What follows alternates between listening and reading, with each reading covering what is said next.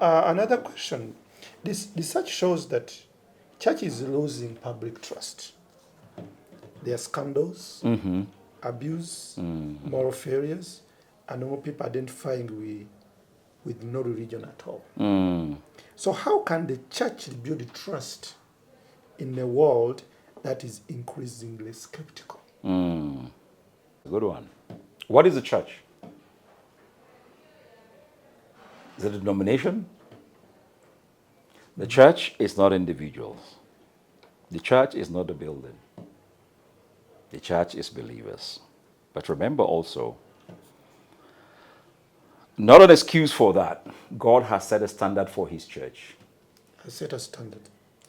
And the funny thing about the church is that anybody can just take a Bible and say, I'm part of the church. Anybody can take a Bible in a hall and say, yeah, I'm the bishop, I'm the archbishop, I'm the supersonic, dynamic, anointed man of God. But the Bible says, by their fruit, you shall know them. Remember the story in the New Testament, Jesus and his disciples. The disciples came back and said, Master, we planted good seed. But we have gone there now and we see these bad. Shall we go and remove them? What did Jesus say? Jesus says, allow them to grow together.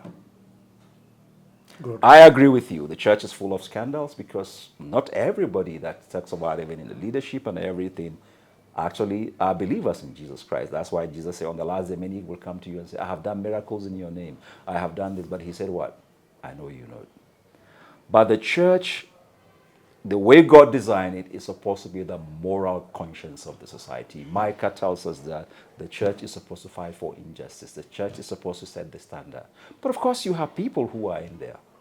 That doesn't mean that you get perfect people in the church. And I'm not saying that, but the church, the call is the salt and the light of the world. We need to be the moral standard. So what happened is that people judge the church by an individual, not by what God expects it to be. Don't you think that individual is very influential or affects the way people see Absolutely. I agree with you. But that individual may not even be a believer. You know, I was reading this story of Yeah. American church bishop. Yeah, oh yeah. Abused people. I know, I mean, child molestation. Yeah. Yes. So it's not everybody that says the bishop is even a Christian. It may surprise you. Not so, but that's what Jesus said. On the last day, many will come and say, we are bishops, we are archbishops. What did we say? I know you not. So I'm saying the church is not a bunch of perfect people. We are all growing in grace. But it's not an excuse for us to be involved in the thing that God has asked us to fight for. But I'm saying the people who are saying, oh, the church is no longer the place I want to be, they are full of hypocrites and everything. You don't judge the church by an attitude of one person. The church is the body of Christ, you and I. And there's a prophet that says, God, I'm the only one left. Everybody else is bad. God said, no. No, I always preserve. So for the people who are there thinking, yeah, I know that pastor, he's always drunk, he's immoral, he has scandals, so because of him, I will not be part of a church. So some people have decided to stay home because That's a thing. they have seen the men of God. Well, that's what I'm saying. Not all men of God are men of God. There are men of God and there are men of God. And we don't judge. That's why Jesus said, fix your eyes on Jesus, the author and the finisher of your faith. The men of God did not die for you, did they? Now you have this new Christian just come, gave his life to Jesus, and she finds herself or himself in the church where the pastor maybe is abusive or what. Yeah. Huh? There's something called church hurt. Yeah, of course. What word would you give to the people who have been hurt within the church? Well, I mean, the church is where people have been hurt. But remember, who is the church? Is the bishop the church? For a mature Christian. I know. Yeah, but that's why we're saying for the mature Christian, we don't point them to bishop. We point them to the Bible. We point them to a place where they can grow. We point them. I mean, I get perfectly what you're saying because a new believer come with excitement. I'm part of this church. But remember, the church of God is not just New Life. CLA is a church of God.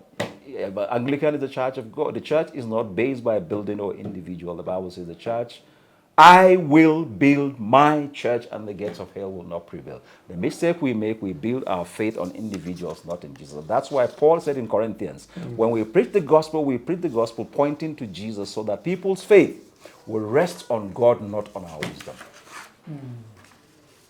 So for the new believer, I encourage them, embrace your Bible, find other believers who are around, grow your fire. The pastor is not there. I say, yes, it's supposed to be. And that's why I remember, because God has set his standard for his church in the book of Titus and Timothy. He has outlined the kind of people he wants. Anybody who desires to lead my church must be above reproach. But today you have them, they are not above reproach. You talk to them, they say, no, the Bible says, touch not my anointed. And they tarnish the image of the church. But now I'm not judging them because Jesus said, allow them to grow together. A time will come that will separate them. They are.